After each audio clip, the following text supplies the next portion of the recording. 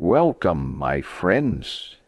Tonight we embark on a journey, not through misty forests or across starlit deserts, but into the heart of the bustling, often bewildering, Victorian era.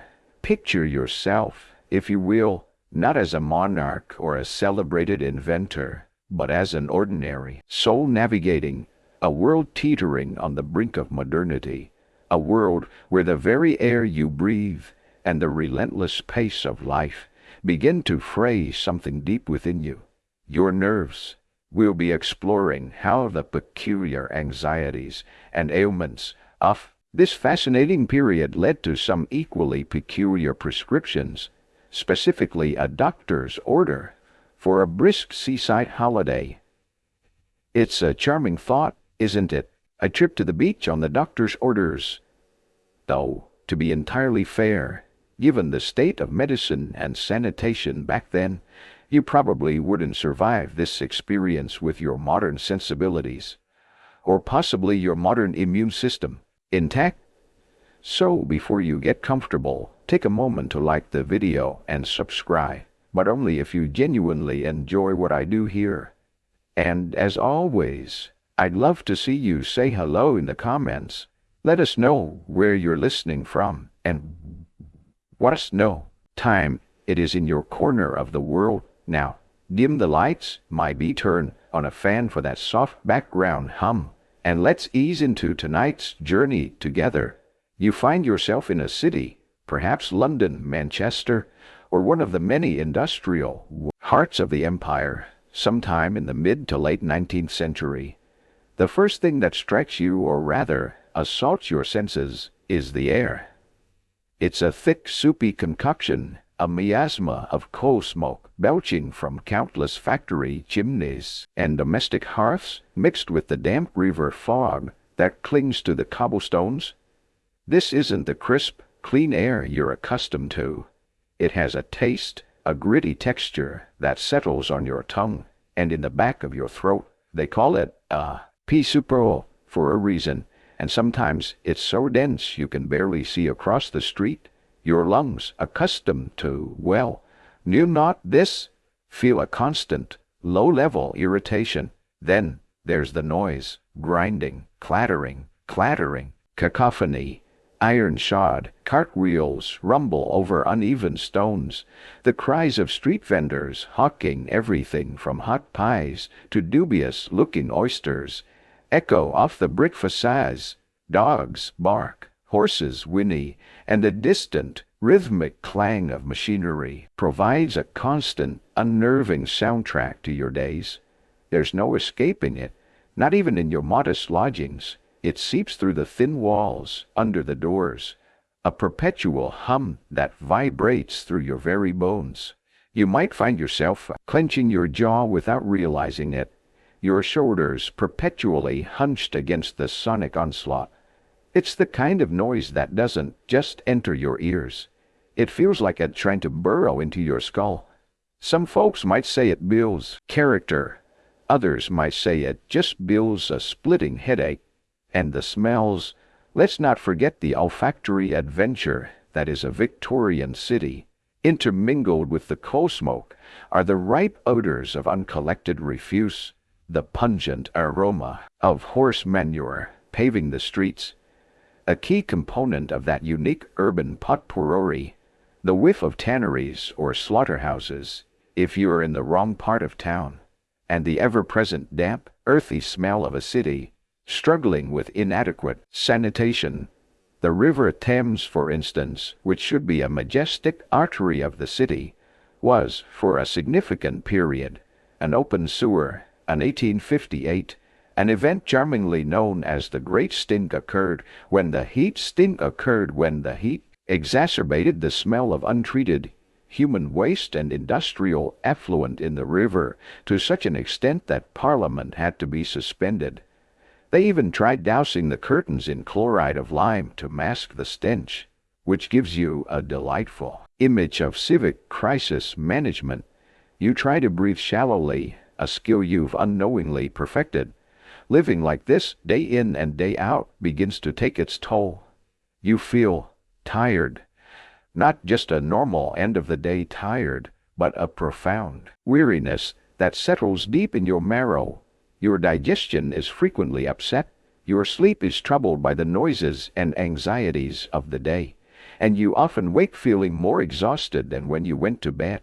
There's a persistent thrumming in your head, a kind of nervous energy that has nowhere to go, making you feel restless and irritable. You might find your hands tremble slightly as you try to thread a needle or sign your name. Bright lights seem too bright. Sudden noises make you rise, jump, and social interactions, once a pleasure, now often feel like a burden. You're quick to snap, quicker to feel overwhelmed. You might even find yourself with a peculiar green tinge to your complexion, not from envy, but perhaps from the envy.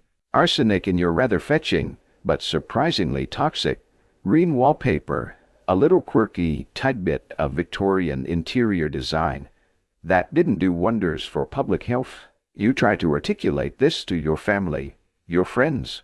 They nod, perhaps sympathetically, perhaps with a touch of impatience. Everyone feels a bit under the weather now and then. They might say, but this feels different. This is a constant companion, this vague, unsettling sense of being unwell, of your very nerves being frayed. You hear whispers of it everywhere. Mrs. Gable is suffering with her nerves again. Young Master Thomas has a nervous disposition. Historians still argue whether the proliferation of terms like neurasthenia, hysteria, and the vapors represented a genuine epidemic of anxiety and stress-related disorders, or if it was, to some extent, a culturally constructed phenomenon, a way for society to understand and categorize the pressures of a rapidly changing world. Your local doctor, a stern-looking gentleman with impressive whiskers and a frock coat that has seen better days, listens to your catalogue of woes with a thoughtful frown.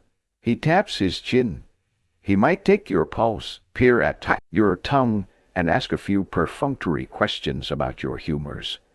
Though the theory of the four humors is, by this time, largely outmoded in more progressive medical circles, its echoes linger.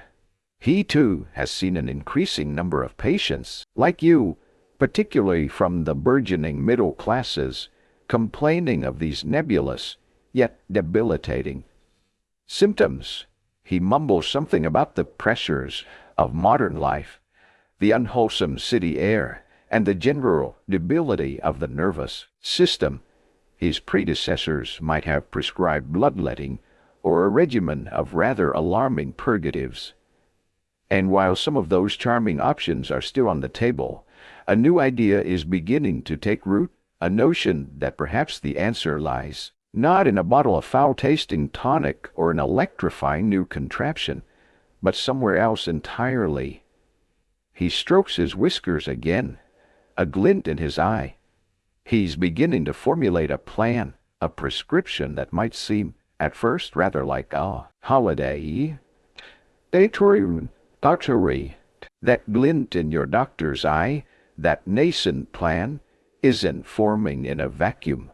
He, like everyone in your bustling, grimy city, is swimming in a sea of talk about nerves.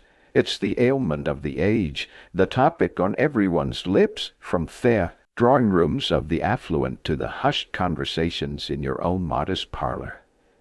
You hear it everywhere, this talk of nervous exhaustion, irritable nerves, and a general sense of being perpetually overwrought.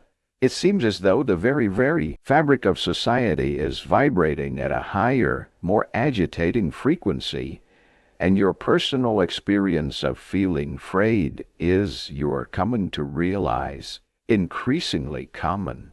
One term you begin to hear with growing frequency, especially if you dabble in frequency reading the latest pamphlets or journals, is neurasthenia. It sounds terribly scientific and important, doesn't it? Coined in 1869 by the American neurologist George Miller Beard, neurasthenia literally means nerve weakness. Dr. Beard described it as a condition resulting from the depletion of the body's nervous energy, a sort of spiritual bankruptcy caused by the relentless demands of modern civilization, the telegraph, the railways, the constant intellectual ferment. Initially, it was often associated with the professional, intellectual classes, the brain workers, who were supposedly exhausting their precious nerve force through overstudy and mental exertion. Symptoms were a veritable laundry list of woes: fatigue, anxiety, headache, neuralgia, depression, irritability, a strange ringing in the ears, and even a disinclination to work. Wit, in the industrious Victorian era, was practically a cardinal sin. You might find yourself ticking off several of these symptoms on your own mental checklist, nodding along as you read a surprisingly detailed account in the newspaper. Yes, you think, that's exactly it. My nerve force is clearly overdrawn at the First National Bank of my sanity. But while neurasthenia cast a wide net, affecting both men and women who felt the strain of the times, there's another term, far older and more insidiously gendered, that echoes with particular resonance when women's health is discussed: hysteria. Hysteria. Its roots stretch back to ancient Greece, with the rather picturesque and entirely incorrect notion that a woman's uterus, or hystera, could become unmoored and wander about her body, causing all manner of emotional and physical mayhem.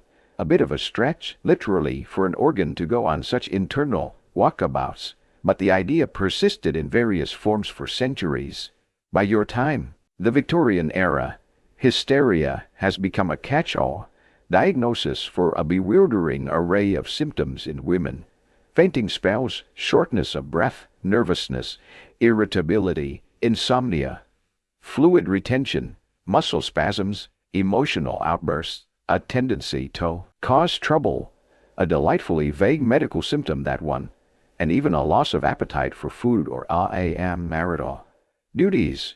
It seems that almost any deviation from the prescribed ideal of quiet, submissive, and domestically content womanhood could be attributed to a disordered nervous system, conveniently labeled hysteria. You see it in the way your neighbor, Mrs. Periwinkle, is treated after she has a rather public and vocal disagreement with her husband about the household accounts. She's immediately declared to be in a hysterical state and advised to take to her bed with a lavender-scented compress. It's a remarkably effective way to silence dissent, isn't it? Just label it a medical condition. The treatments for hysteria ranged from the relatively benign rest, bland diets, gentle massage, to the more invasive and frankly disturbing. Scholars continue to debate the extent to which female hysteria was a genuine medical condition, perhaps forms of anxiety or depression we'd recognize today, versus a form of unconscious social protest by women constrained by rigid societal roles, or even a manifestation of widespread medical misogyny. Indeed, the very furniture of a fashionable home might include a swooning couch or fainting couch, an elegant chaise longue specifically designed for ladies to gracefully collapse upon when overcome by their delicate sensibilities, or a too tight corset. It's a rather telling piece of domestic equipment, a silent testament to the perceived fragility of the female nervous system. You might even own one yourself, though you try to avoid using it for its intended dramatic purpose, preferring it for a quiet read, if you can ever quiet your mind enough for that. Then there are the vapors, a slightly more old-fashioned but still prevalent term, often used to describe a general state of melancholy, anxiety, or what we might now call a panic attack.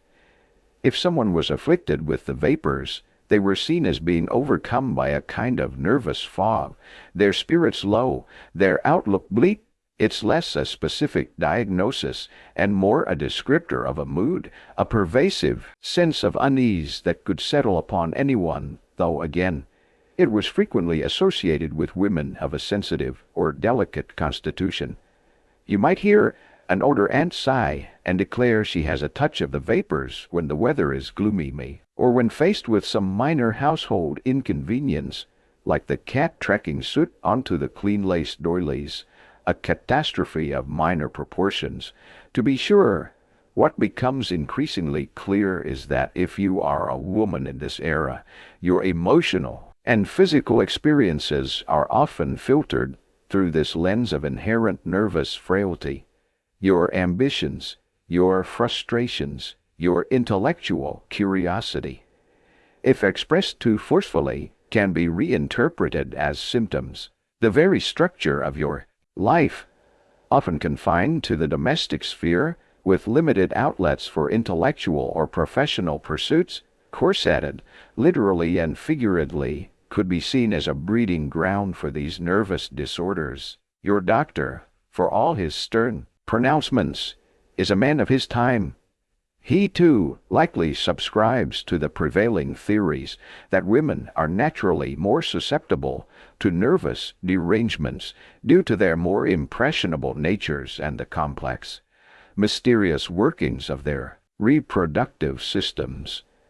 It's a heavy mantle to bear, this assumption of innate weakness, and it colors every interaction, every diagnosis, every prescribed cure. So when he starts talking about a change of air, a removal from the stimulating and corrupting influences of the city, you can be sure he's thinking not just of your lungs, but of your very feminine essence, which he believes requires a gentler, more soothing environment. So, there you are, diagnosed with a fashionable case of nerves, perhaps a touch of neurasthenia if you're feeling intellectual, or good old-fashioned hysteria if your doctor is feeling particularly traditional and you happen to be a woman. Before this newfangled idea of packing your bags for the coast has fully taken hold, or perhaps if your particular physician isn't quite sold on the sea breeze just yet, what other delights does the Victorian medicine chest hold for your Friday constitution? You might find the proposed cures are almost as varied and, frankly, as nerve-wracking as the ailments themselves. First up, you'll almost certainly encounter the wonderful world of tonics and patent medicines. The newspapers and magazines are absolutely wallpapered with advertisements for these miraculous concoctions. Mrs. Strout Winslow's soothing syrup for teething children and fretful adults. If they read the small print of its effects, Lydia E. Pinkham's vegetable compound for all manner of female complaints, or perhaps a bracing swig of Dr. Kilmer's swamp root to purify your kidneys, and, by extension, your nerves. These remedies often came with stirring testimonials and grand promises of restored vigor and placid temperaments. What they also frequently came with was a hefty dose of alcohol or opiates, like laudanum, a tincture of opium. It's no wonder you felt a bit calmer after a spoonful. You were mildly sedated. Some popular pick-me-ups, like Vin Mariani, a coca wine developed in France but popular worldwide, even boasted the invigorating essence of coca leaves. Yes, the source of cocaine. It was endorsed by popes, queens, and prominent authors, all attesting to its remarkable ability to restore energy and spirits.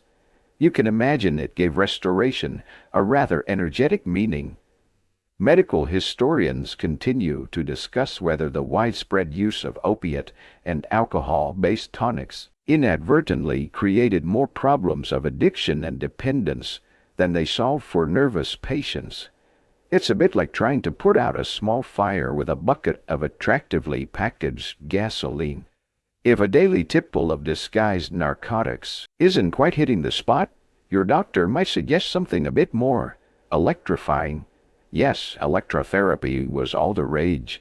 The Victorian era was captivated by electricity. It was new, it was powerful, it was mysterious. So, naturally, they thought, why not run it through people to fix them? You might find yourself seated in a rather intimidating chair, with wires trailing from a formidable-looking mahogany box. A physician, or perhaps a specialized electrist, would apply electrodes to various parts of your body, your spine, head, your limbs, and administer a series of mild, or sometimes not so mild, shocks. The idea was that this would stimulate sluggish nerves, restore balance to your electrical energies, or perhaps just jolt you out of your nervous funk. Sensation could range from a gentle buzzing or tingling to an unpleasant spasm. You might be assured this is perfectly safe and highly scientific, though the science was, shall we say, a little fuzzy around the edges. One can only imagine the internal monologue. Well, this is certainly stimulating. I'm not sure if my nerves are less frayed or just more surprised.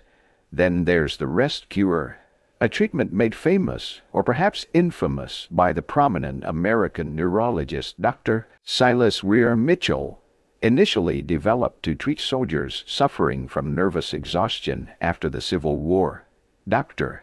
Mitchell later adapted his regimen primarily for women diagnosed with hysteria or neurasthenia. If your doctor is a disciple of Mitchell, you're in for a truly unique experience. The rest cure was built on 4 pillars: complete bed rest, isolation, a high-fat and high-calorie diet, often involving copious amounts of milk, sometimes up to 4 or 5 pints a day, earning it the nickname the milk cure, and massage or electrotherapy to prevent muscle atrophy from all that enforced inactivity. You would be confined to your bed, sometimes for 6 to 8 weeks, forbidden from sitting up, reading, writing, sewing, or engaging in almost any activity that might excite your brain or nerves. You would be separated from your family and friends, with only a nurse for company, who would manage your feeding and bodily functions. The idea was to removing and bodily functions all possible stimuli and allow your depleted nervous system to completely regenerate. For some, it was a living nightmare of boredom and helplessness. For others, it might have been a welcome, albeit extreme, escape from overwhelming domestic duties. It was essentially prescribed hibernation, but with more cream and less say in the matter.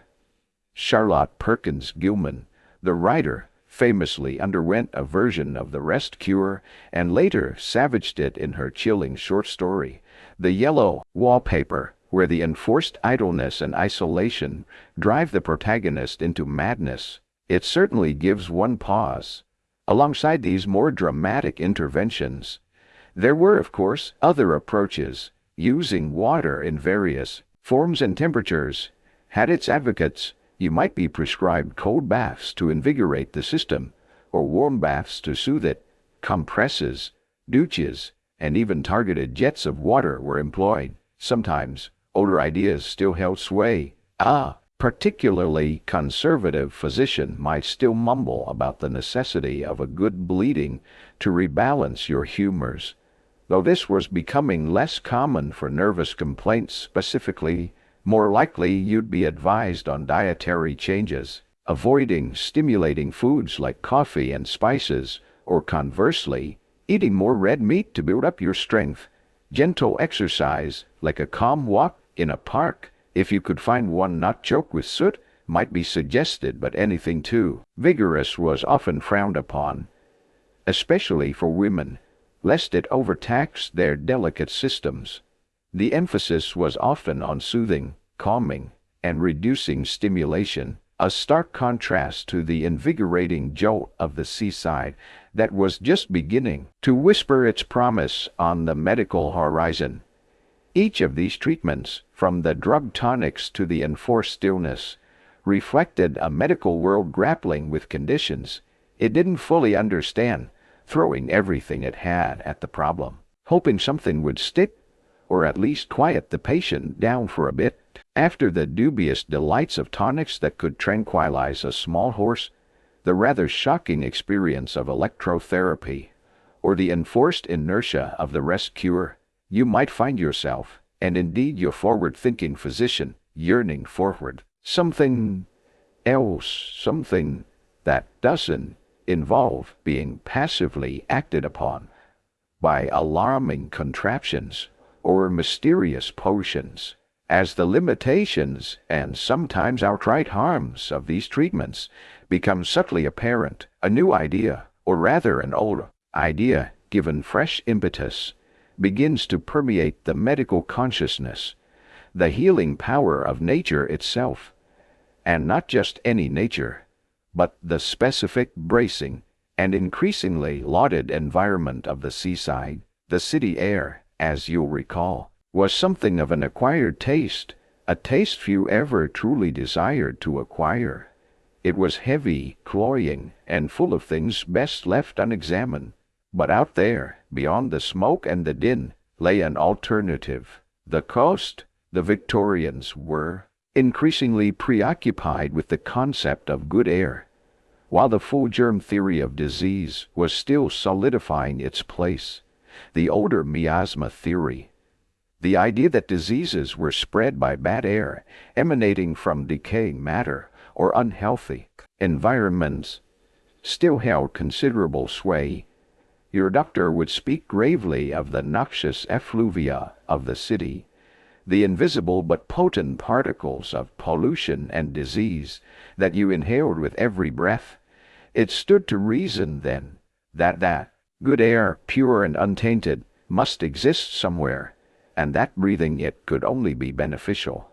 The countryside offered cleaner air, certainly, but the seaside was beginning to acquire an almost mystical reputation for its uniquely therapeutic atmospheric qualities. What was so special about this sea air? Well, for starters, it was often described with words like bracing, invigorating, and pure. You can imagine, after months or years of inhaling coal dust and the general fog of the city, that first deep breath of air carried across miles off open ocean would feel like a revelation. It was often believed to be rich in ozone. Now, their understanding of ozone was a bit different from ours today. It was seen as a vitalizing, purifying component of the atmosphere, almost a kind of airborne elixir. Historians debate whether the Victorian enthusiasm for ozone in sea air was based on any genuine atmospheric difference, or was more a romantic and pseudo-scientific marketing concept for coastal resorts. Regardless of the precise chemistry, the belief was strong. This ozonized air was thought to stimulate the lungs, improve circulation, and generally tone the entire system. Then there was the salt, tarried on the breeze, were thought to have antiseptic qualities, cleansing the respiratory passages.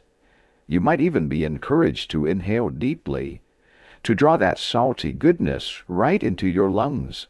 And let's not forget iodine, another element associated with the sea, particularly with seaweed.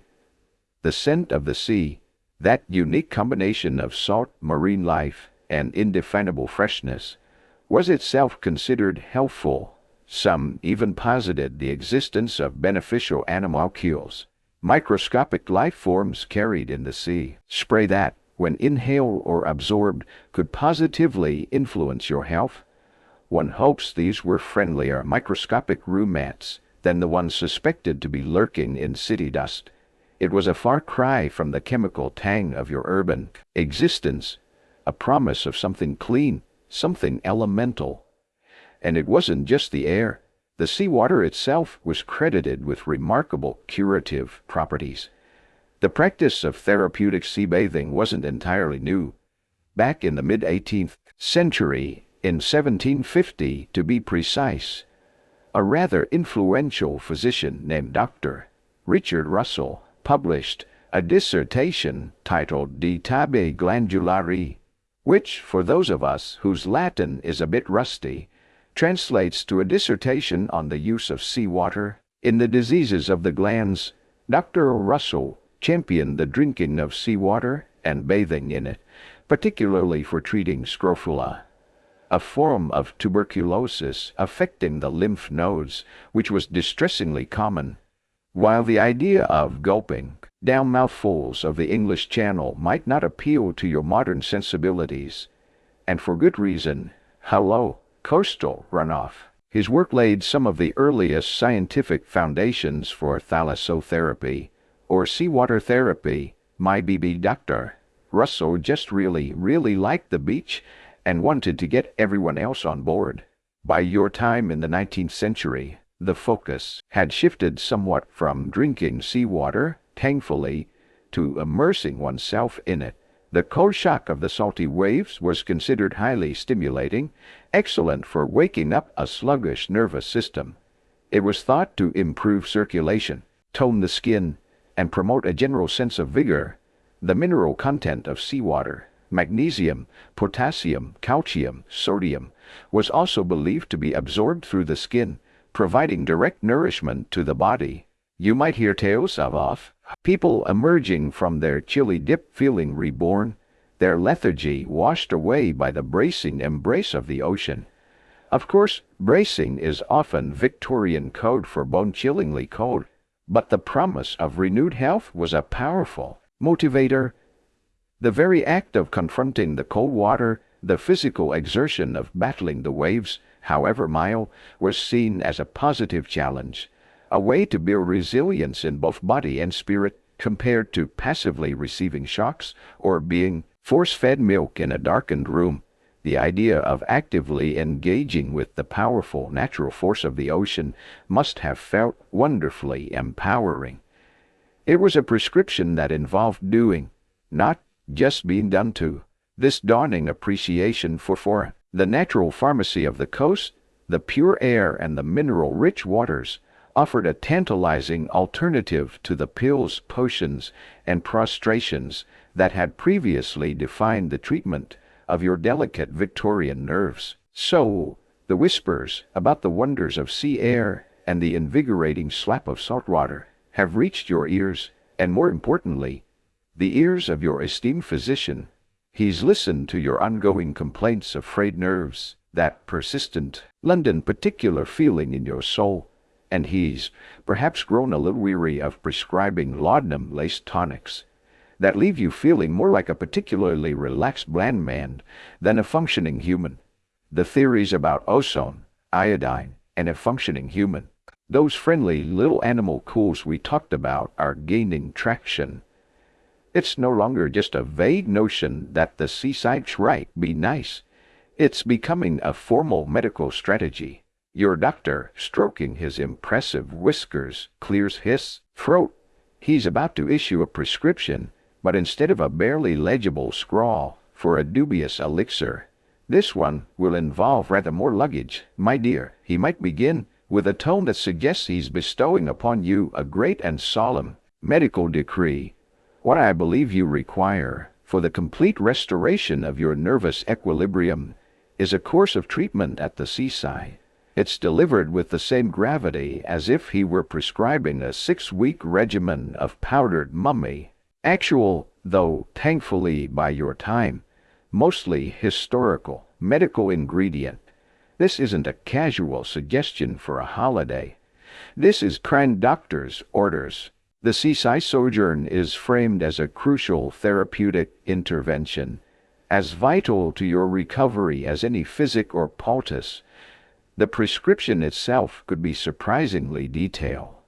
It wouldn't just say go to the beach. Oh no, your physician, now something of a medical travel agent, might specify the exact coastal town. The burgeoning field of medical climatology was all the rage, with doctors meticulously categorizing different seaside locations based on their supposed therapeutic microclimates. Some coasts were deemed bracing. Think the east coast of England, with its invigorating winds, supposedly perfect for rousing a sluggish system or clearing out congested lungs. Places like Scarborough or Cromer might be recommended if you needed a bit of a jolt.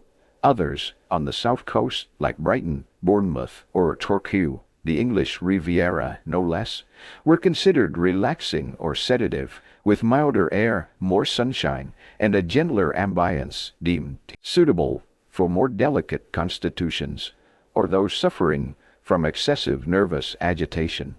Historians debate how much the choice of a specific seaside resort by a physician was based on empirical evidence of its unique health benefits versus prevailing fashion, personal preference, or even informal financial arrangements with establishments in those towns.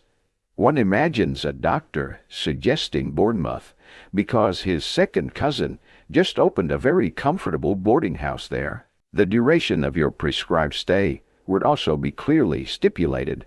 This wasn't a mere weekend jaunt.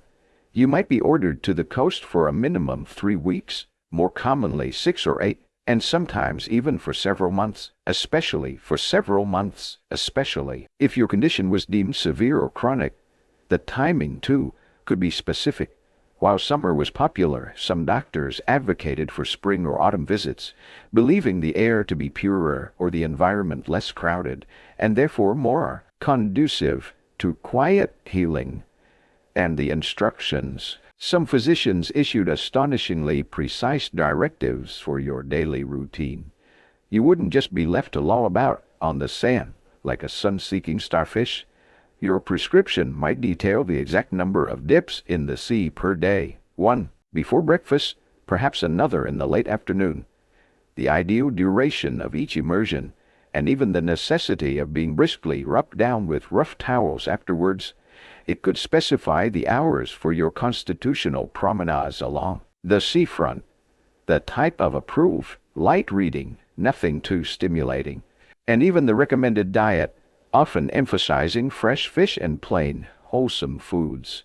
Some doctors provided guidance on your very lodgings, insisting on rooms facing the sea to maximize your intake of that precious zonized air, perhaps even with windows to be kept open, regardless of the bracing chill.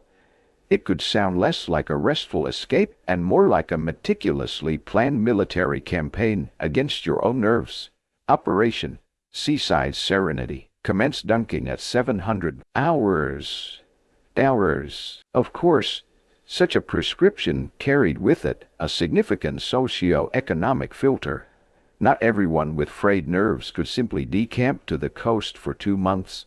This was primarily a middle and upper-class remedy.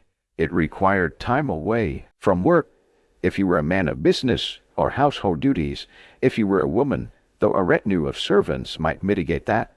It required the financial means to afford travel, accommodation, and the various accoutrements of a seaside stay. For the vast majority of the working population, whose nerves were likely just as frayed, if not more so, by grueling factory conditions and abject poverty, such a prescription was an impossible dream. Their access to good air might be limited to a Sunday walk in a crowded city park. If they were lucky. Your doctor, however, assumes you have the means, or can make them. He emphasizes that this is not an indulgence, but a medical necessity. He might use phrases like, "It is imperative for your recovery," or "I can take no responsibility for the consequences should you fail to undertake this course of marine treatment." It's a powerful way to frame it, elevating the seaside trip from a pleasant diversion to a critical component of your health care. He might even offer to write to a colleague physician in the chosen resort town to oversee your progress, or recommend specific reputable boarding houses known for their quiet atmosphere and attention to invalids. The entire experience was medicalized, transforming a simple change of scenery into a structured, doctor-approved therapeutic journey, all in pursuit of those elusive, smoothly functioning, unfrayed Victorian nerves. Your doctor has spoken. The prescription, a hefty dose of seaside air and salt water, is written, metaphorically at least, in indelible ink. The chosen resort, perhaps a bracing spot on the East Anglian coast or a milder haven in Devon, has been circled on your mental map. Now comes the rather less romantic, but entirely necessary part, the actual getting there. You can't just click your heels 3 times and find yourself by the shimmering sea. Unfortunately, era and travel, even for a medically sanctioned escape, is an undertaking, an adventure in itself. First, there's the packing.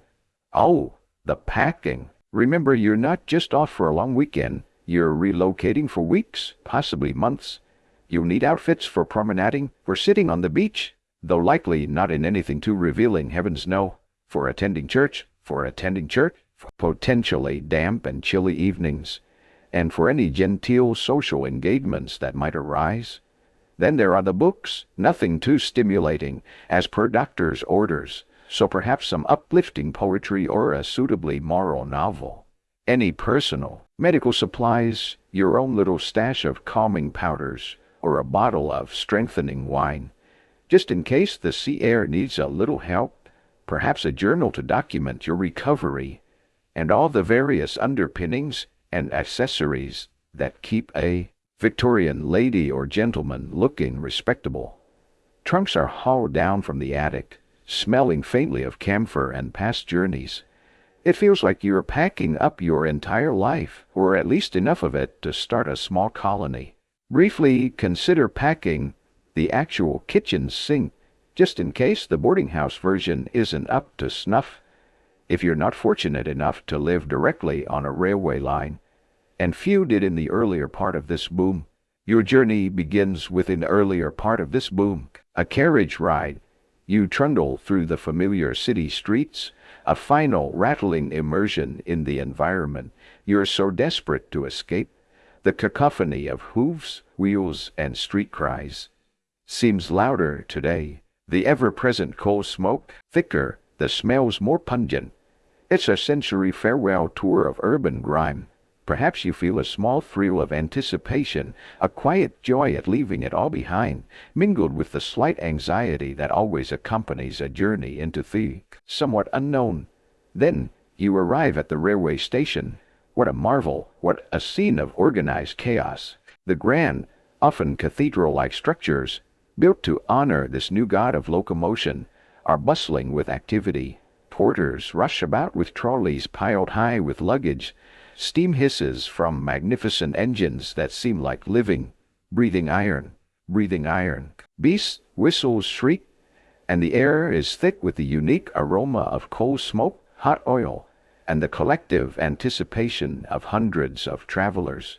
The rapid expansion of the British railway network, particularly during the railway mania of the 1040s, was a game-changer.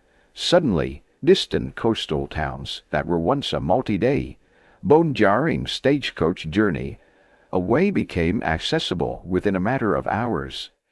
This iron web spreading across the land was the true enabler of the mass seaside health pilgrimage. Finding your carriage is an adventure in itself. First class, if your means allow, offers a modicum of comfort, perhaps padded seats and a little more legroom. Second or third class, well, it's more about third class. Well, it's more about the destination than the journey, shall we say? Historians debate the degree to which the romanticized image of idyllic Victorian train journeys matches the often cramped, dirty, and rigidly timetabled reality for the average passenger. Itself is a symphony of new sensations. There's the rhythmic clatter of the wheels on the tracks, a strangely hypnotic sound that will become the soundtrack to your escape. There's the sensation of speed, faster than any horse could carry you, faster than any horse could carry you. The grimy cityscape gives way to suburbs, then to fields and hedgerows, a panorama rushing past your window. However, it's not all picturesque views and poetic contemplation. The carriages can be drafty and, in colder months, decidedly chilly, as heating was often rudimentary or non-existent. You'll be glad of your thick traveling rug and perhaps a discreet foot warmer filled with hot coals. Cinders and smoke from the engine have an uncanny ability to fly in through any open window, so trying to maintain an air of elegant composure while subtly dabbing soot from your cheek becomes a necessary skill. The suspension might not be what you're used to either. Some of those early trains could give you such a good rattling you'd feel you'd had your bracing experience well before you even smelled the sea. And if you were traveling in a carriage without a corridor, any calls of nature had to be very carefully timed for station stops. You might be traveling with family, or perhaps a paid companion. If you are an unchaperoned lady of delicate health, you observe your fellow passengers. Other families also clearly bound for the coast, commercial travelers with their sample cases, perhaps a stern-looking clergyman absorbed in a book of sermons. Conversation might be struck, or you might simply lose yourself in the changing landscape. Some deluxe carriages, particularly on longer routes or private hires, were rumored to have conversation tubes, allowing communication between compartments, a fascinating, if slightly awkward, early form of intercom. As the hours pass, you notice a subtle change in the air, even through the lingering scent of the locomotive.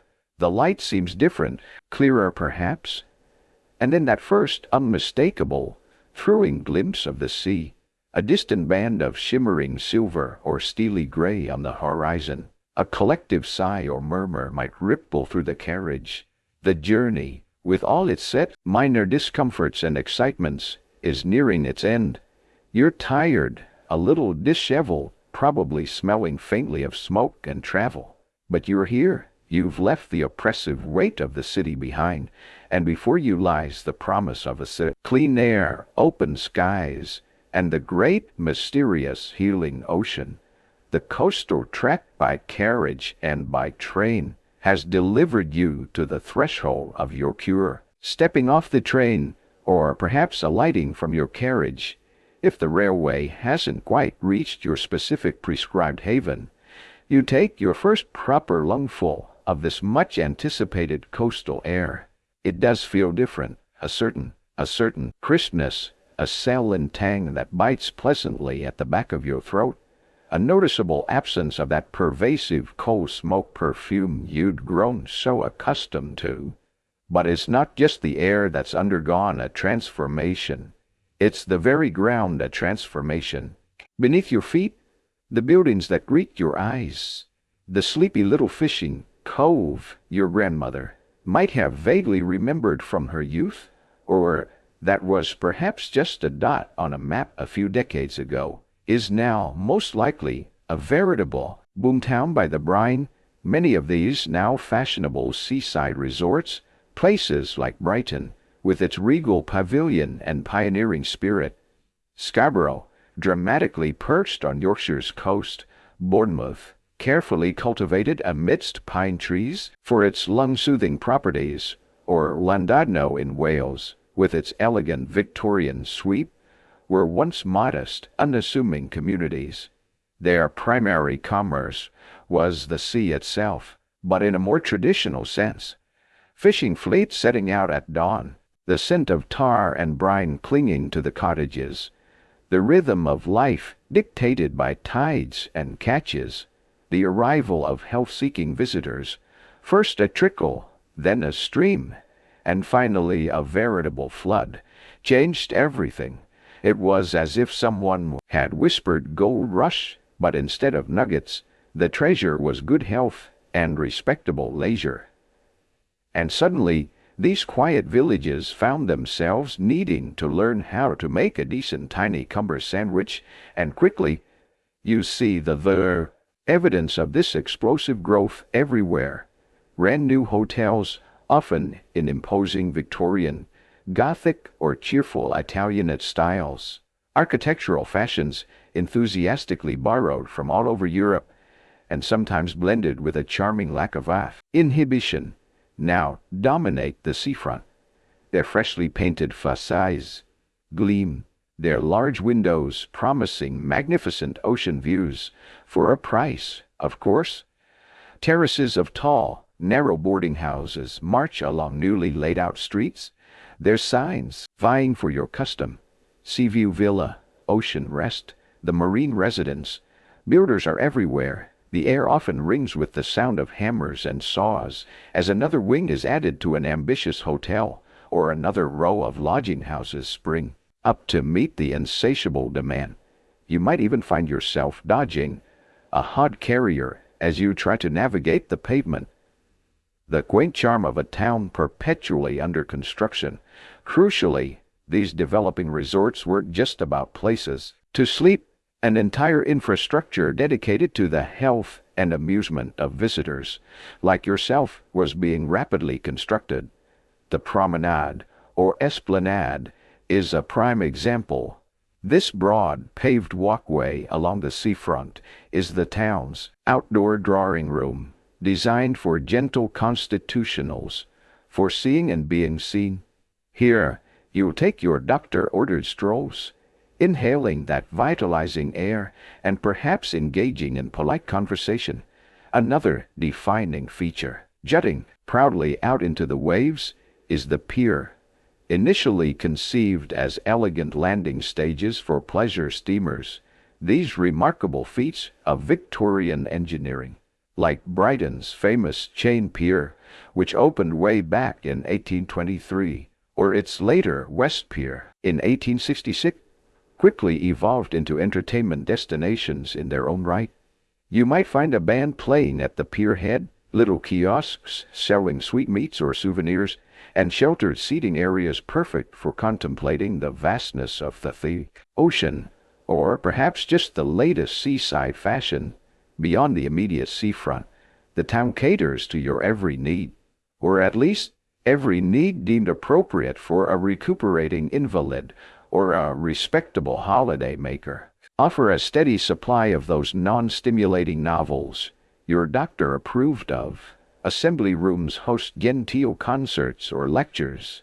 Drapers and milliners spring up, ensuring you can maintain your fashionable appearance even while taking the cure. There are chemists, of course, ready to dispense any supplementary tonics or calmative drafts, and perhaps even a photographer's studio where you can have your portrait taken against a rather unconvincing painted backdrop of stormy seas. Some resorts even developed highly specific, almost boutique, selling points. You might hear that one particular village is famed for its exceptionally smooth pebbles, perfect for barefoot walks, said to be wonderfully soothing for agitated nerves, or that another boasts a unique variety of local seaweed, guaranteed to provide the most beneficial and mineral-rich baths. It's amazing what a bit of clever marketing can do for a humble bladder wrack.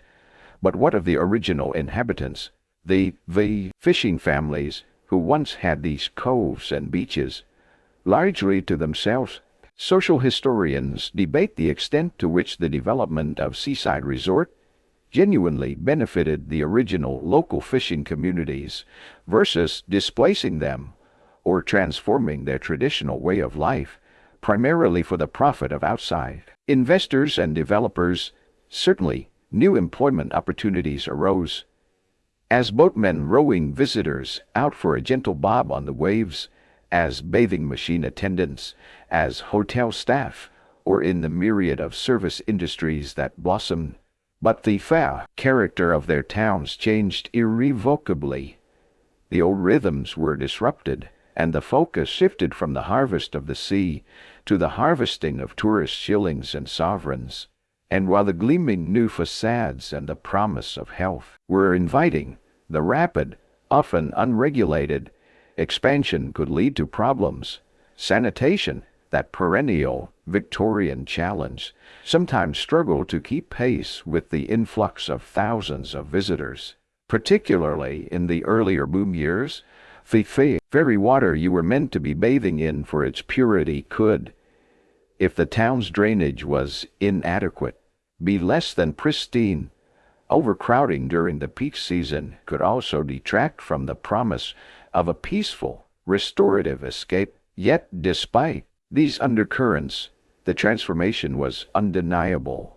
These were boomtowns built on brine and belief in the healing power of the sea, and belief in the ever-expanding possibilities of the Victorian age. Having settled into your lodgings in this bustling, briny boomtown, with the scent of fresh paint perhaps still lingering in your nostrils from some recent expansion, you now face the serious business of your cure. This isn't a freewheeling, do-as-you-please holiday. Remember, you are here under strict doctor's orders. Your days are to be structured, your activities regulated, all with the aim of methodically exposing your frayed urban nervous system to the healing elements of the seaside. It's a regimen, a therapeutic timetable, and you are its most important participant. Your day likely begins early. No lolling about in bed until mid-morning, not if you're serious about your recovery. The freshest, most ozone-rich air you're told is to be had at dawn. Perhaps your physician even prescribed a glass of fresh seawater before breakfast, a lingering echo of Dr. Russell's earlier enthusiasms, though thankfully this particular delight is becoming less common. More likely you'll fortify yourself with a sensible, plain breakfast before embarking on the cornerstone of your marine therapy. The sea bath? Ah, the sea bath. This is no casual paddle. It's a ritual, a performance, and an exercise in Victorian modesty and fortitude. You make your way to the beach, where a line of peculiar wooden huts on wheels stands ready. These are the famous bathing machines, invented back in the 1750s, notably by a Quaker named Benjamin Beale in Margate. Their enduring purpose is to protect your delicate sensibilities and those of onshore observers from the shocking sight of a person in bathing attire, or, heavens forbid, transitioning into it. You select a machine, pay your fee, and clamber up the little steps into its rather cramped interior. Inside, you change out of your respectable street clothes and into your bathing costume. For ladies, this is often a rather voluminous affair made of heavy serge or flannel, perhaps a tunic, over bloomers, even with weights sewn into the hem to prevent any unseemly floating. It's less designed for hydrodynamic efficiency and more for ensuring maximum water resistance and complete coverage. Gentlemen's attire might be slightly more streamlined, but still a far cry from modern swimwear. Once attired, you signal the horseman or the sturdy attendant, and with a lurch and a rumble, your little wooden box is trundled down the shingle or sand, right into the waves. Machine is positioned so the door opens directly into the sea, shielding you from the prying eyes on the shore. For women and children, and indeed for anyone a bit nervous, a dipper is often on hand. These are usually robust, strong-armed women, local figures of considerable authority, who will firmly, and sometimes rather brusquely, assist you into the water.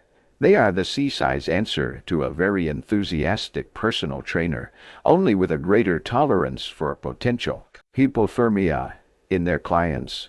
1, 2, or 3 quick submersions are usually prescribed. No lingering, just a swift, shocking immersion in the bracingly cold water. The gasp as the icy waves envelop you is practically mandatory. Try to maintain a dignified expression, but it's a challenge when every nerve ending is screaming in protest and exhilaration. Queen Victoria herself, a great advocate for seaside health, had her own personal bathing machine at Osborne House on Thethar, Isle of Wight. A rather plush version, complete with its own changing room and even a plumbed-in toilet. Royal sea bathing in style. After your prescribed number of dunks, you scramble back into the machine, shivering but supposedly invigorated. A brisk rub down with a rough towel is essential to restore circulation and warmth. Then it's back into your day clothes, and the machine is wheeled back up the beach. You emerge feeling virtuous, a little stunned, and hopefully a step closer to nervous equilibrium. Later in the day, often at a very specific doctor-approved hour when the sun is not too high and the promenade is at its most salubrious, comes the constitutional stroll. This is not a meandering amble. It is a purposeful walk, usually along the esplanade. You don your smartest outdoor attire, a bonnet and shawl for the ladies, a hat and shawl for the ladies, perhaps a walking stick for the gentlemen. The pace is brisk but not strenuous, the aim being to inhale the sea air deeply, stimulate the circulation gently, and engage in light, improving social interaction. You nod to acquaintances, observe the furrow, other health seekers, and generally participate in the polite theater of seaside society. The very act of promenading, of being seen to be partaking in this healthy ritual, was part of the cure. Historians debate whether the primary purpose of the highly ritualized and often very public daily regimen at the seaside was genuine physical therapy, or more a form of social discipline and conspicuous consumption of leisure and health for the middle and upper classes. It certainly announced your status as someone with the time and means to prioritize your well-being in this fashionable manner. The sheer dedication to a stroll timed with almost military precision by your doctor does make one wonder about the alleged spontaneity of coastal life. Other activities might be peppered throughout your schedule. Reading, yes, but only of suitably calming and morally upright texts. No sensational novels to overexcite your tender nerves.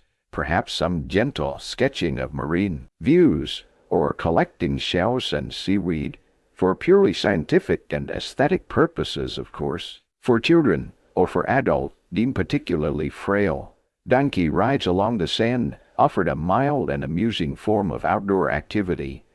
Rest periods were also crucial, but it was a managed rest, not idle sloth. You were to repose, perhaps on a chaise longue, in your sea-facing room, allowing the beneficial effects of the air and water to permeate your system. The entire day was a carefully calibrated exposure to nature's remedies, a structured dance between invigorating activity and restorative calm, all designed to soothe your city's shattered nerves and send you back home a picture of serene Victorian vitality. While your days at the seaside are already quite structured with those invigorating, if somewhat shocking, sea baths and the religiously observed constitutional strolls, you might find that your particular resort, or perhaps a more enterprising local physician, offers a few extra, shall we say, specialized treatments. These go beyond the standard prescription of air, water, and exercise, delving into some of the more eccentric corners of Victorian thalassotherapy. The main course. These are the rather peculiar side dishes, designed to target specific complaints or simply enhance the overall therapeutic experience, and of course to distinguish one resort's offerings from another. You might, for instance, find yourself prescribed a course of seaweed therapy. Seaweed, that slippery, often rather pungent marine vegetation, was held in high esteem. Its notable iodine content was a key factor, as iodine was recognized for its importance in glandular health, particularly in treating goiter, an enlargement of the thyroid gland, which was not uncommon. So, how do you get these beneficial marine compounds into your system? Well, you could have a hot seaweed bath. Imagine sinking into a tub filled with warm seawater and heaps of freshly gathered, slimy, olive green or brown seaweed. The heat releases the iodine and other minerals, creating a potent, uniquely scented steam that you're encouraged to inhale deeply, while your skin supposedly soaks up the goodness. You might feel a bit like a human sushi roll in progress, but the warmth can be quite soothing, and the slippery texture surprisingly pleasant against the skin once you get past the initial "am I being composted" sensation. Alternatively, you might be treated with seaweed poultices or wraps, where warm, moist seaweed is applied directly to afflicted joints or areas of poor circulation, then bound in cloth to retain the heat and concentrate the effects. Then there's the intriguing practice of samotherapy, or sand treatment. This usually involves being buried, partially or almost entirely, in warm or sun-heated sand. You'd be taken to a sunny, sheltered spot on the beach. A shallow trench be dug and you'd lie in it while attendants carefully cover you with sand, leaving only your head exposed. The theory was that the gentle, evenly distributed heat and pressure were beneficial for rheumatic complaints, muscular aches, and certain nervous conditions. The sand itself, rich in minerals from crushed shells and rocks, might also contribute its might to your recovery. It sounds wonderfully relaxing. A bit like being hugged by the entire beach. Of course, it's great for exfoliation. Less great if you're particularly ticklish, claustrophobic, or if a rogue seagull beside your nose looks like a tasty morsel. Some establishments even had indoor sand baths with specially heated sand for year-round treatment. Let's not forget those donkey rides we touched upon earlier. While often seen as a charming amusement for children, donkey rides along the beach were sometimes earnestly prescribed for adults suffering from agitation or a sluggish system. Gentle, rhythmic motion was thought to be soothing to the nerves, a sort of passive exercise that wouldn't overtax a delicate constitution.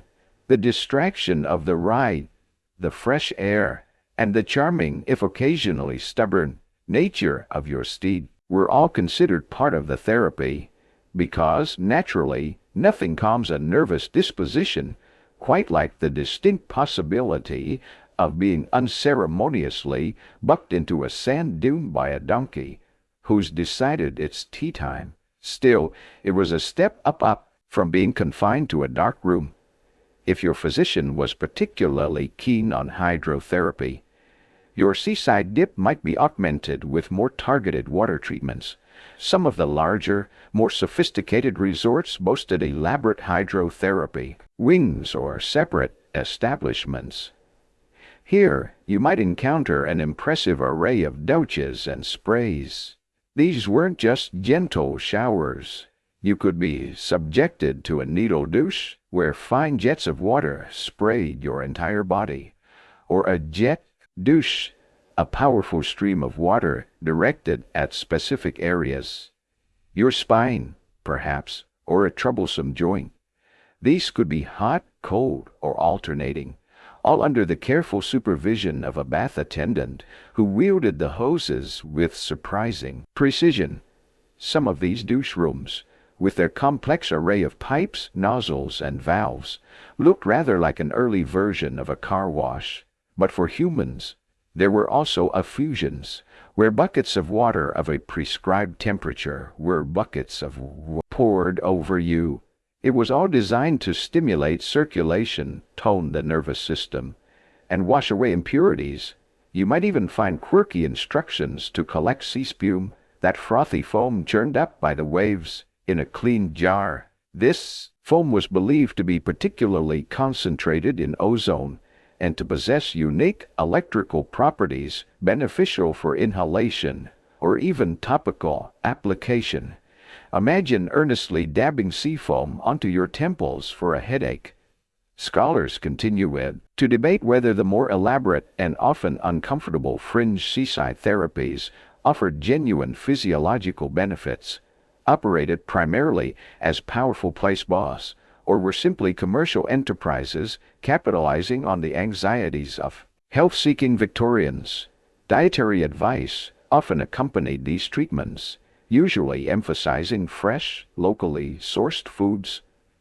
Fish, naturally, featured prominently, with certain types believed to be more easily digestible or more nourishing. For invalids, you might also be encouraged to try local coastal vegetables, like sea kale, if it was in season. The overall message was one of purity, simplicity, and drawing goodness directly from the local environment, whether it was being goodness wrapped like a forgotten sandwich in seaweed, gently vibrated by a donkey, or pummeled by a high-pressure jet of seawater. These specific seaside treatments added another layer to your quest for health, a testament to the Victorian era's boundless enthusiasm for finding a cure in the embrace of the ocean. However peculiar the method, after being alternately dunked, wrapped in seaweed, like a forgotten piece of sushi, gently jolted by a donkey, or perhaps even lightly sandblasted, you might imagine your seaside cure is an entirely solitary affair, a lonely battle waged against your own nervous system. But you'd be mistaken. For many, perhaps for you too, the seaside sojourn is as much about navigating a complex social landscape as it is about inhaling ozone or braving the chilly embrace of the North Sea. These burgeoning resorts are not just health farms. They are intricate webs of societal expectation, genteel performance, and carefully managed interaction. Your daily promenade, for instance, that doctor-ordered constitutional, is far more than just a breath of fresh air. It's a stage. As you stroll along the esplanade at the appointed hour, impeccably dressed, you are both observer and observed. It's the Victorian equivalent of scrolling through a meticulously curated social media feed, only everyone is physically present, and the rustle of silk and the tapping of walking stick replace the clicks and swipes. You acknowledge acquaintances with a polite nod, perhaps a carefully modulated smile. New arrivals are subtly assessed. Long-term residents exchange knowing glances. Reputations can be made or subtly undermined by the cut of one's jib or the perceived propriety of one's companions. If you are a young lady of marriageable age, your promenades, your attendance at the bandstand concerts, even your daring little forays to the circulating library, are likely to be under the watchful eye of a chaperone, an aunt, an older married sister, or a paid companion.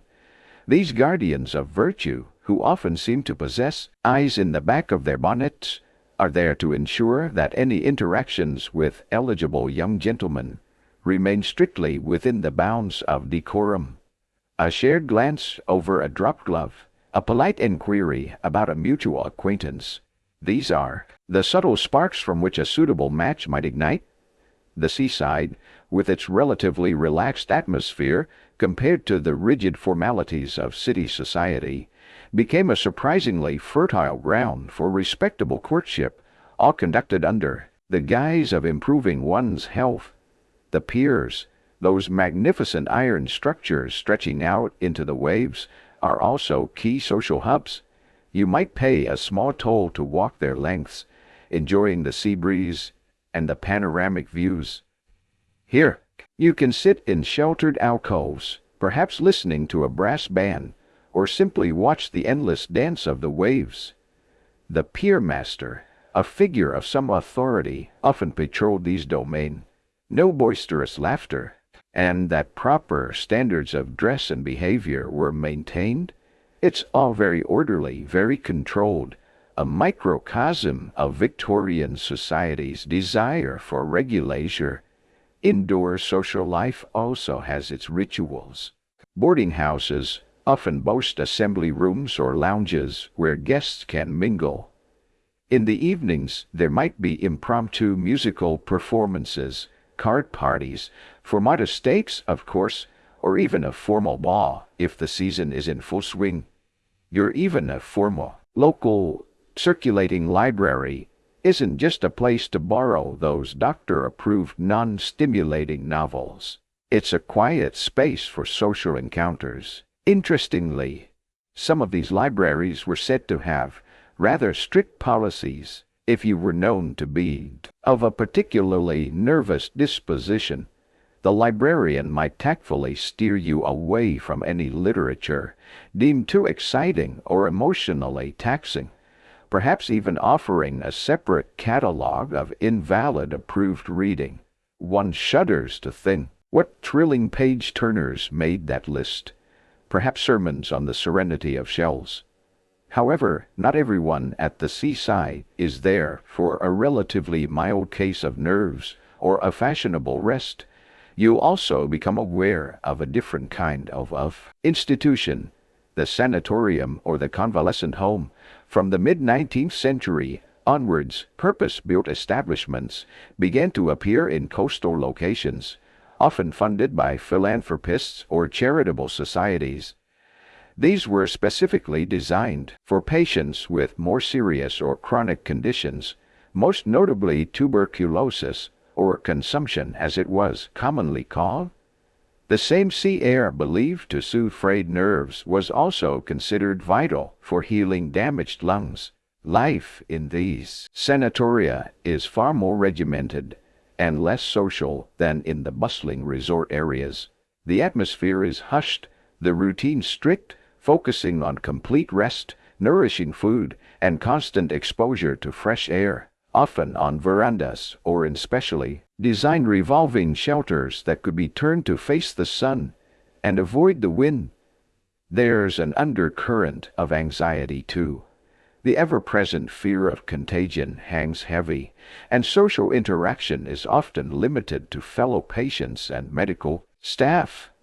The gaiety of the promenade feels a whirl away from these quiet, hopeful, yet often somber institutions. The wild entertainment here might consist of a particular lively game of checkers, or perhaps a magic lantern show on a Saturday night. Even within the general resort, class distinctions are ever present.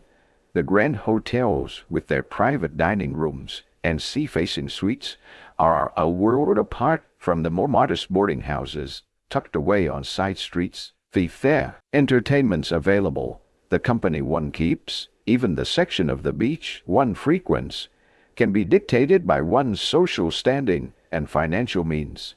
Social historians debate the extent to which the structured social life at Victorian seaside resorts reinforced existing social hierarchies and gender roles, versus offering subtle opportunities for challenging or negotiating those norms, particularly for women who might find a degree of freedom or anonymity not available to them in their home environments.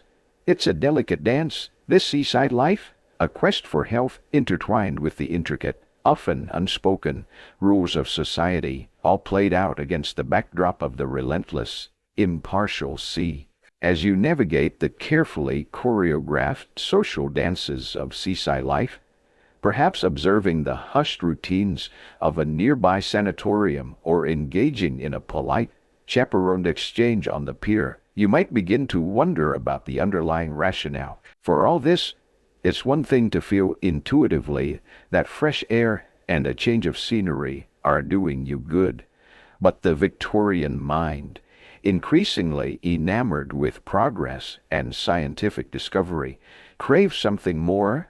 It wasn't enough for a cure to feel effective. It needed to sound scientific, to be cloaked in the authoritative language of medicine. And so, alongside the bathing machines and the bandstands, a whole vocabulary of impressive-sounding terms and theories emerged to validate your prescribed coastal sojourn. One of the star players in this therapeutic lexicon was ozone. You hear the word whispered with a certain reverence. Sea air, you are told, is particularly rich in this miraculous substance. Ozone therapy isn't quite a formal structured treatment in itself yet, but the presence of ozone is presented as a key active ingredient in the seaside cure. Now, their understanding of ozone was somewhat different from our modern chemical definition. For the Victorians, ozone was often a slightly nebulous concept, representing the quintessence of pure, invigorating, and vitalizing air.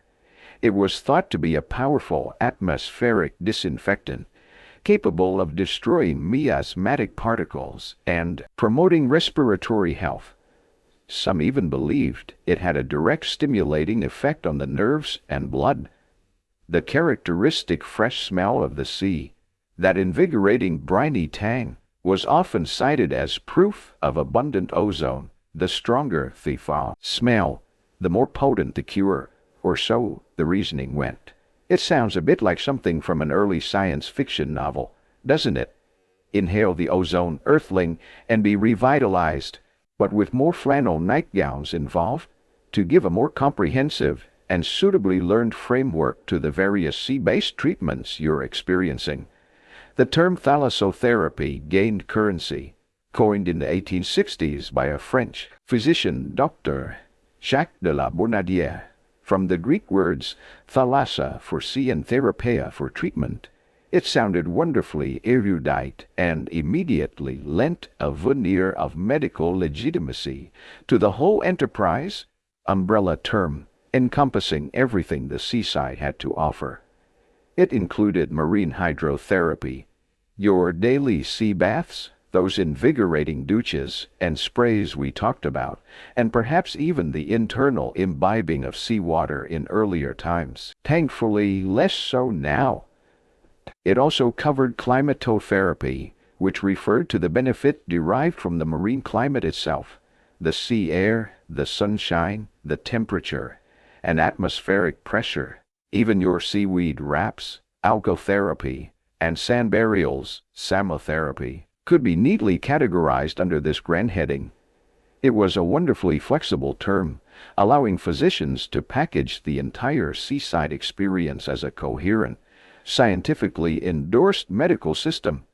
It's a rather fancy way of saying go play at the beach, doctor's orders, but a course of thalassotherapy sounds so much more impressive on a medical certificate.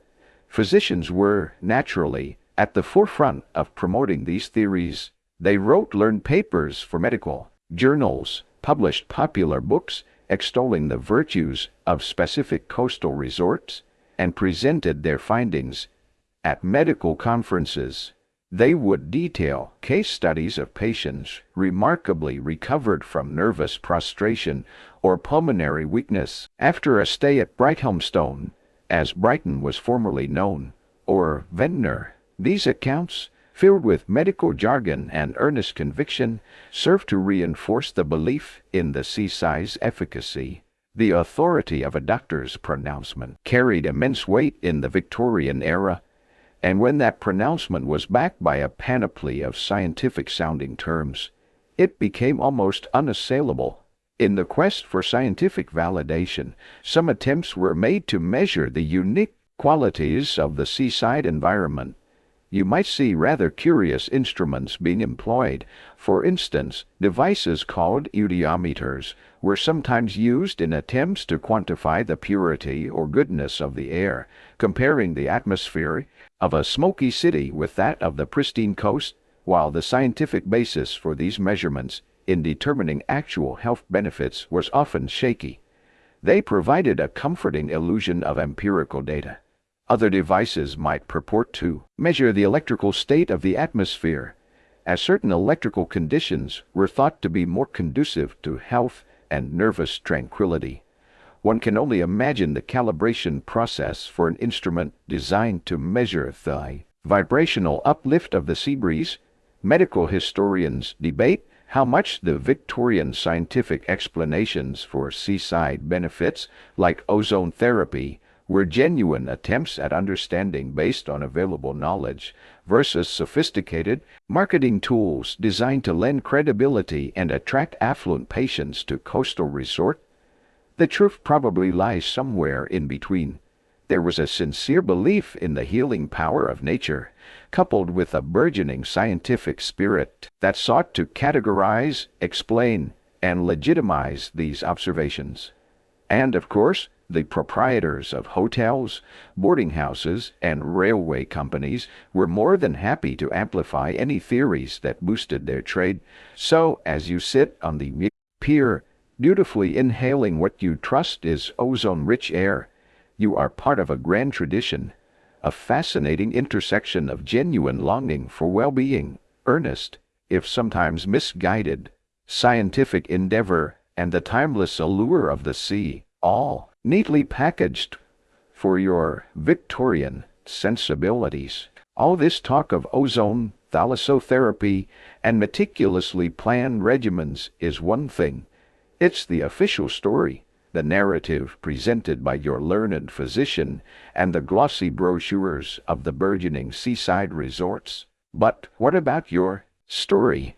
What about the day-to-day reality of being a patient undergoing this prescribed coastal cure? If we could peek into the private diaries and letters winging their way back to anxious families in smog-filled cities, we might find a rather more nuanced and occasionally more entertaining picture of these health-seeking getaways.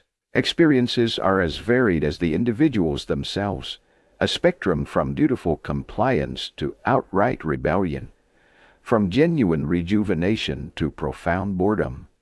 Imagine you stumble upon a little leather-bound diary, perhaps left behind in a boarding house drawer. Let's call its author Miss Eleanor Vance. Her entries might begin with earnest determination. October 12th, arrived at Ricey today.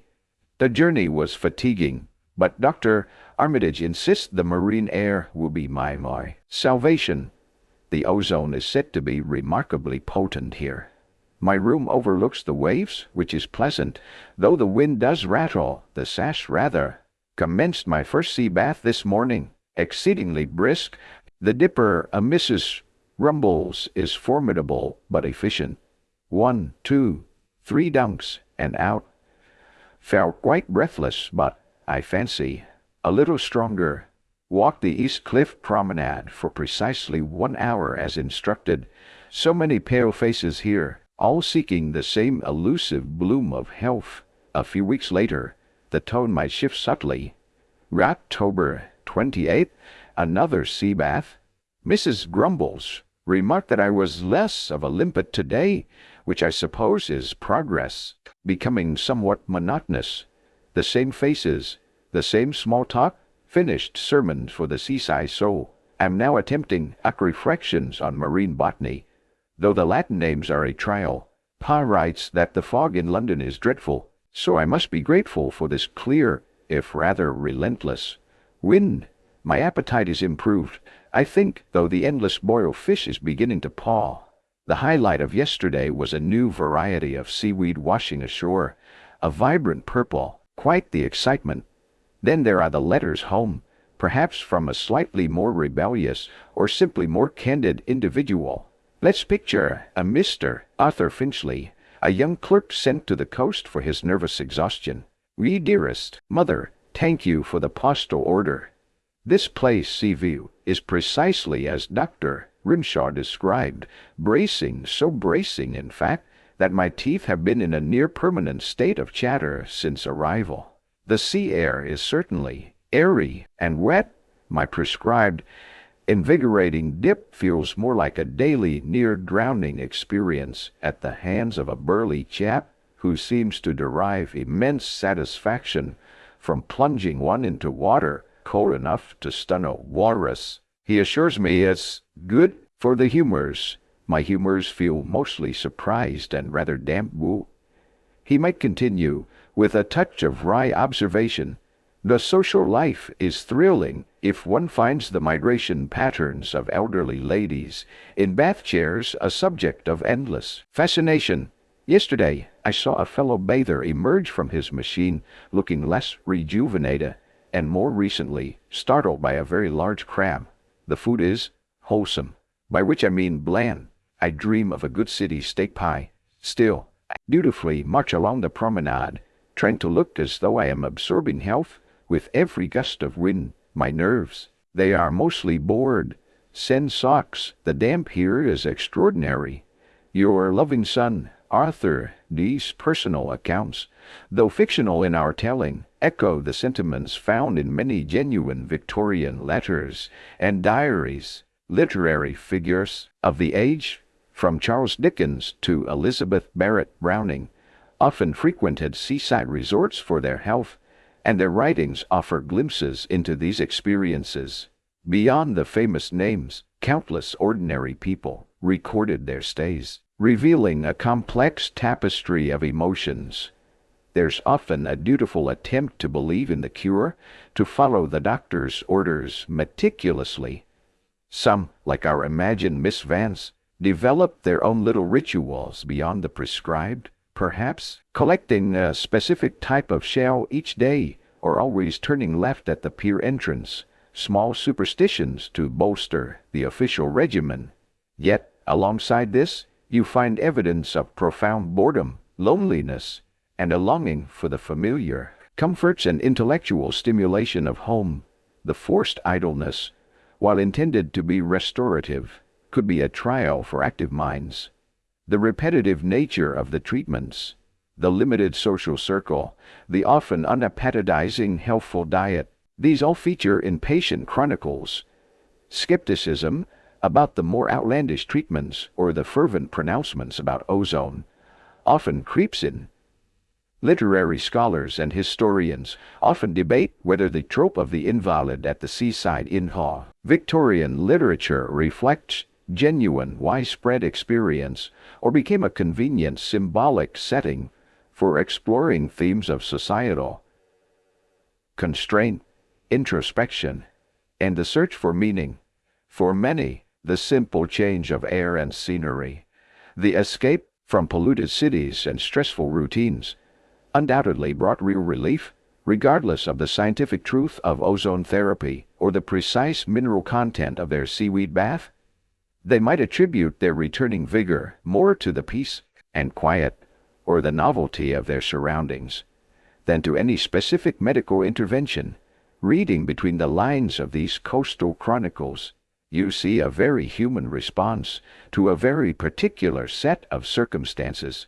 There's hope, disappointment, humor, and a quiet endurance, all played out against the rhythmic soundtrack of the waves and the ever-present, salty air.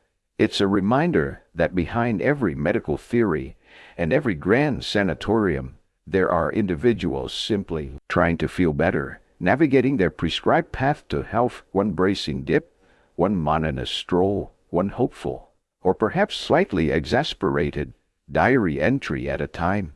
Reading those imagined diaries and letters with their mix of hope, boredom, and occasional profound relief, you get a real sense of what it was like to be a health seeker by the Victorian seaside. But, like all ties, the popularity of the prescribed coastal cure eventually began to ebb. The grand pronouncements about ozone and the meticulously scheduled dunks in icy water didn't hold sway forever. 18th century waned and the 20th dawned. New ideas, new discoveries, and shifting social currents began to gently but persistently erode the foundations of this particular medical fashion. The seeds of skepticism had always been there, of course, perhaps in the wry comments of an unconvinced patient like our Mr. Finchley, or in the quiet doubts of physicians who saw inconsistent results. But as medical science marched relentlessly forward, these seeds found more fertile ground.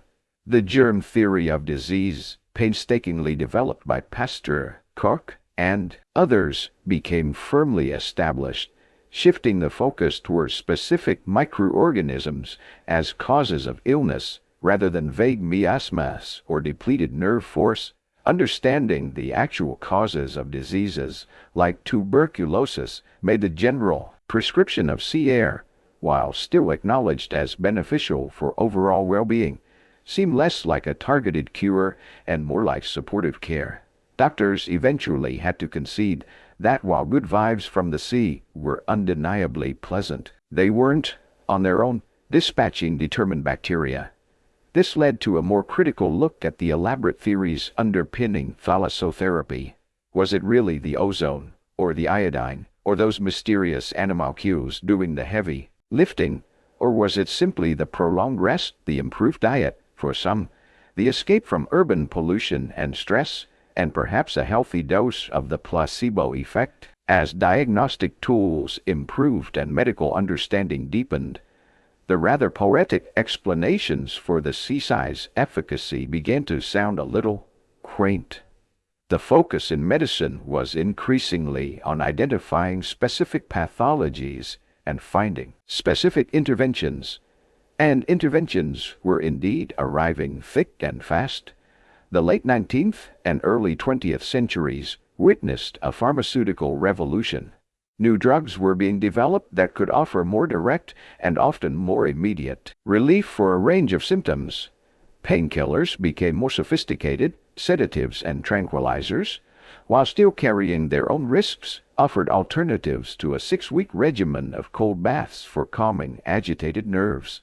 The discovery and agitated nerves, development of effective antimicrobial drugs like sulfonamides in the 1930s, and then the miracle of penicillin becoming widely available in the 1940s, truly transformed medicine. These drugs could directly target and defeat infectious diseases, including some conditions that might previously have led to long convalescences by the sea. Suddenly, a course of injections or pills seemed a much more direct and often more convenient route to recovery than packing 3 trunks for a prolonged battle with a formidable seaside dipper. For nervous ailments specifically, the landscape was also changing. The nascent field of psychotherapy, pioneered by figures like Sigmund Freud, began to offer a completely different way of understanding and treating mental distress.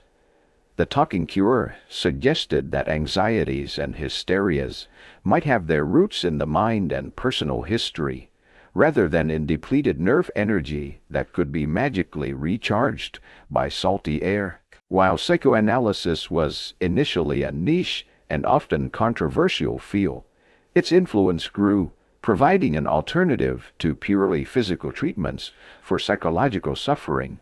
Social factors also played a significant role in the decline of the prescribed seaside holiday. As travel became easier and more affordable, particularly with the rise of the motor car in the 20th century, going to the seaside became less of a medical imperative and more of a general leisure activity. Family holiday, the weekend jaunt, the day trip, these became common, democratizing the coastal experience. Seaside towns, while still popular, began to cater more to holiday makers seeking fun and entertainment rather than a strict medical regimen. Piers filled with amusement arcades, not just pensive convalescents. The very idea of what a holiday was for began to shift. Some die-hard proponents of the traditional sea cure did try to adapt, attempting to modernize their offerings. You might have seen advertisements for radioactive seawater baths in the early 20th century. A thankfully short-lived and scientifically misguided attempt to harness the new buzz around radioactivity for health purposes. One imagines that might have been a way too invigorating experience. More sensibly, heliotherapy, sunbathing, became more systematically incorporated, moving beyond just general exposure to air and water. Of course, the great global upheavals of the first half of the 20th century, particularly the 2 world wars, also had a profound impact. Resources were diverted, travel was restricted, and the national focus shifted from individual nervous ailments to more pressing matters of survival and collective effort. Convalescent homes by the sea played a new role, tending to wounded soldiers rather than neurasthenic gentlefolk. Historians of medicine debate whether the decline of prescribed seaside holidays was primarily due to scientific advancements, rendering them obsolete, or if changing cultural attitudes towards health, leisure, and the medical profession played an equally significant role.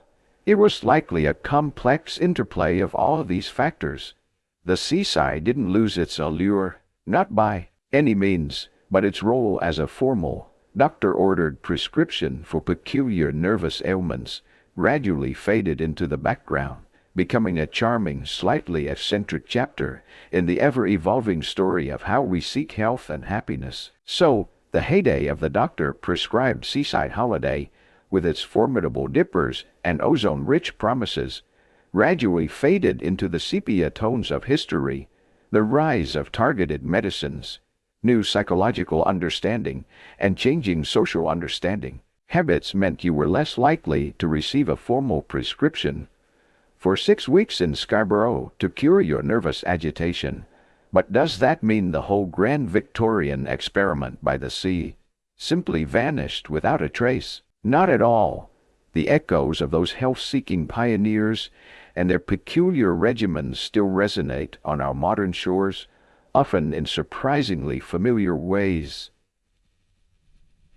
Just wander through any of those classic seaside towns today.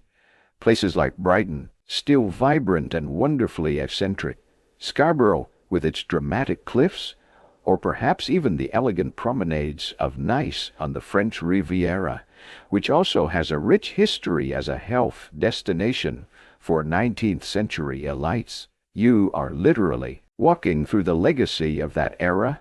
The Grand Victorian hotels, though many are now updated with Wi-Fi and en-suite bathrooms, a luxury your Victorian counterpart could only dream of, still dominate the seafronts. Built for the specific purpose of therapeutic, sociable strolling, are still there, though now you're more likely to see people jogging, cycling, or wrestling with ice creams than taking a solemn, doctor-ordered constitutional. The magnificent piers, once symbols of Victorian engineering and genteel leisure, often remain, some lovingly restored, others a little battered by time and tide, perhaps now filled with the cheerful cacophony of amusement, arcades and fish and chip stalls rather than string quartets. But their very presence is a testament to that earlier age, when the seaside was serious medical business. One can only imagine the ghosts of Victorian ladies in their bonnets, utterly bewildered by modern beach wear, yet perhaps quietly approving of the continued appreciation for a good sea view. And what about the core idea that the sea and its environment are inherently good for your health and well-being? That concept is alive and kicking, perhaps more so than ever, just dressed in modern language. The contemporary wellness industry, a multi-billion-dollar global phenomenon, owes a considerable, if often unacknowledged, debt to its Victorian predecessors. Think about it. Modern thalassotherapy centers still exist, particularly in Europe, offering sophisticated seawater-based treatments, from hydrotherapy pools to algae wraps and marine mud applications. These are often luxurious establishments, far removed from the sometimes Spartan conditions of 19th century boarding houses. But the underlying principle of using seawater and marine products for health and relaxation is a direct continuation. Remember those seaweed baths we talked about? You can still get one today, probably with soothing music and ambient lighting, and at a considerably higher price than just gathering your own off the beach. But the essence is the same. The language has shifted, of course. Instead of curing hysteria or neurasthenia, today's coastal spas and retreats promise to help you detox, distress, rejuvenate, or find your inner balance. Yoga retreats by the sea, mindfulness walks on the beach, wild swimming cults. These are all modern manifestations of that enduring belief in the restorative power of a coastal environment. The recent surge in popularity for wild swimming or cold water immersion, lauded for its mental and physical health benefits, is a fascinating modern man, parallel to the Victorian prescribed bracing dip.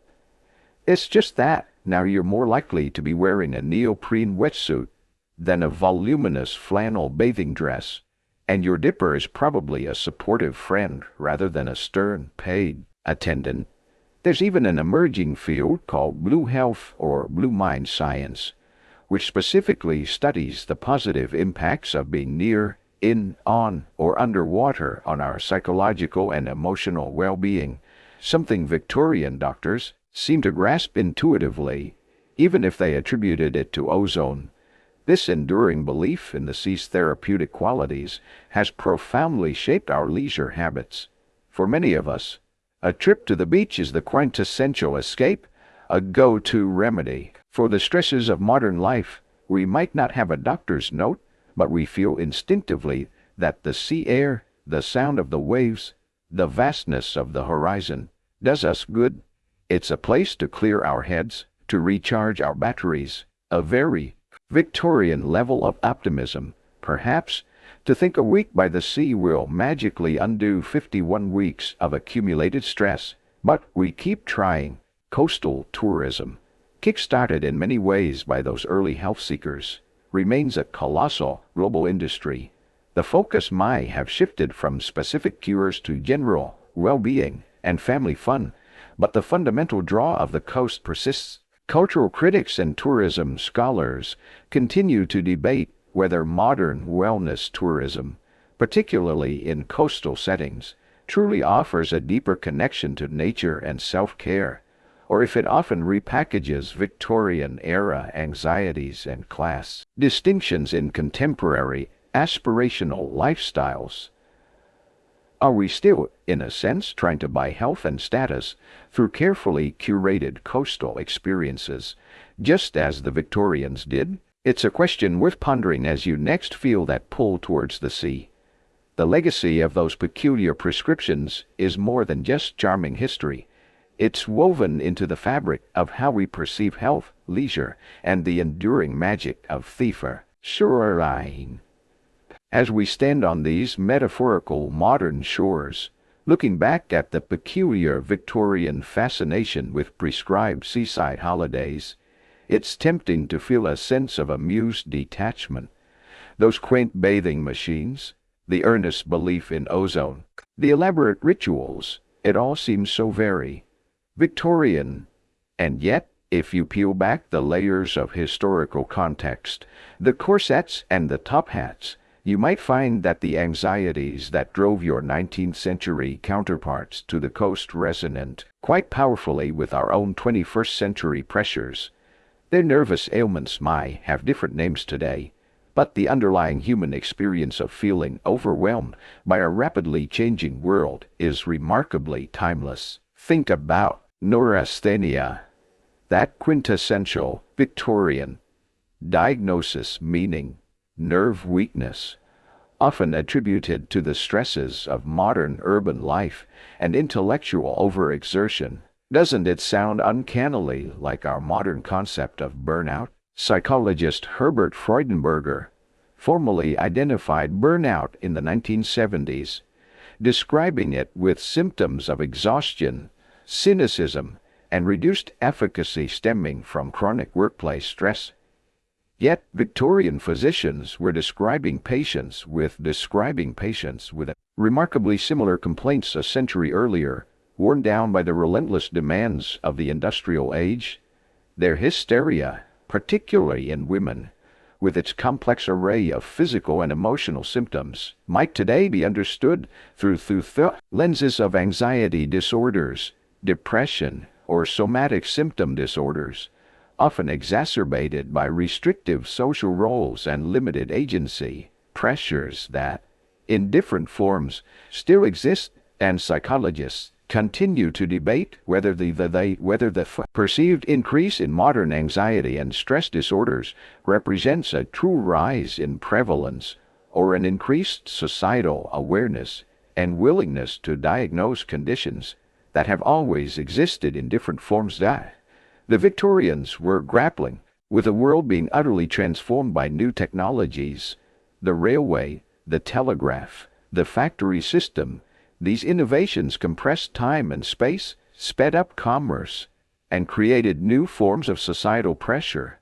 Some contemporary commentators even worried that the sheer speed of railway travel, perhaps a breathtaking 30 or 50 miles per hour, was simply too fast for the human constitution and could directly lead to nervous derangement or a peculiar ailment known as railway spine.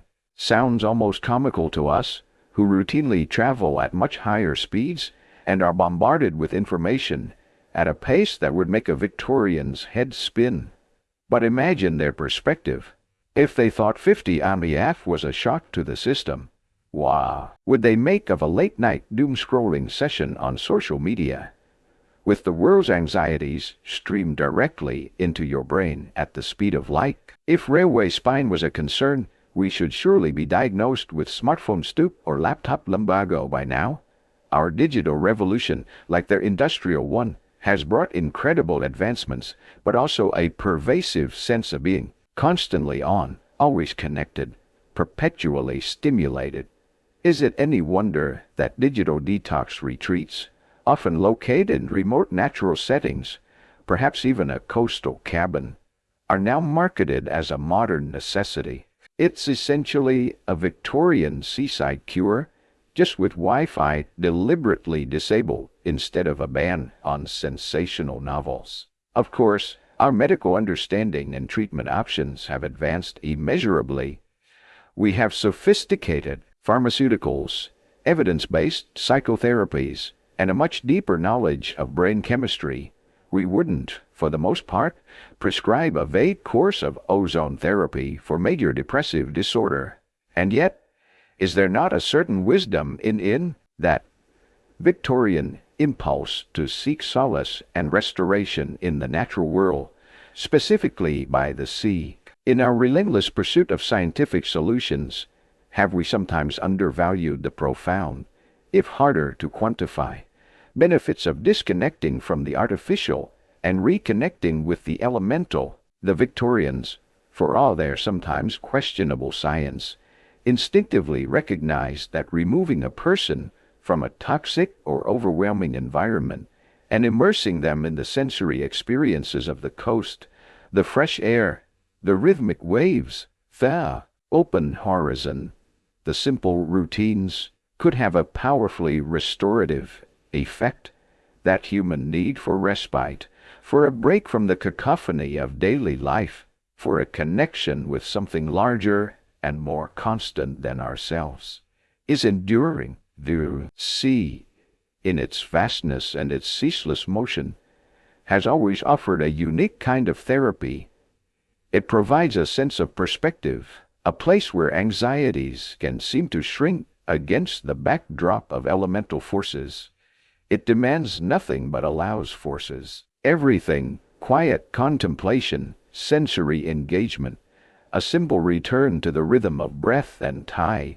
Perhaps the most timeless wisdom from the era of prescribed seaside holidays isn't found in the specifics of their treatments, but in their fundamental recognition that sometimes the best cure for the ills of civilization is a temporary, conscious retreat to the wild, wonderful edge of the land.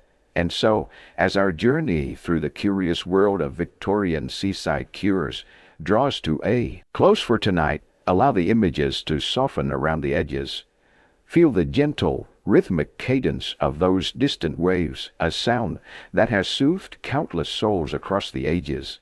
Let the concerns of your day begin to recede, carried out on a free, soft, invisible tide, much like the worries of those 19th century figures we've imagined, seeking their own peace by the shore.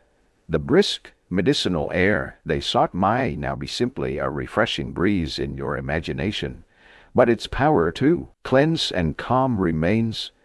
There's a profound simplicity in that old instinct to turn towards nature when the complexities of human life feel overwhelming, a wisdom that resonates even now in our own bustling, brightly lit world.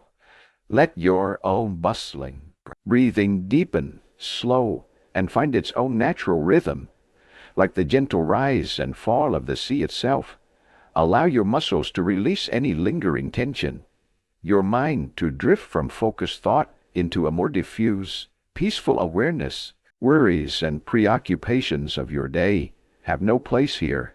In this quiet space we've created, they can wait. Tonight, you've walked the promenades of the past, perhaps even dipped a toe into the imagined chill of a Victorian sea bath. But now, it is time for your own restorative rest in the comfort and safety of your own surroundings. The gentle murmur of history lull you into a deep and untroubled sleep, and you awaken refreshed, carrying a little of that timeless seaside serenity with you.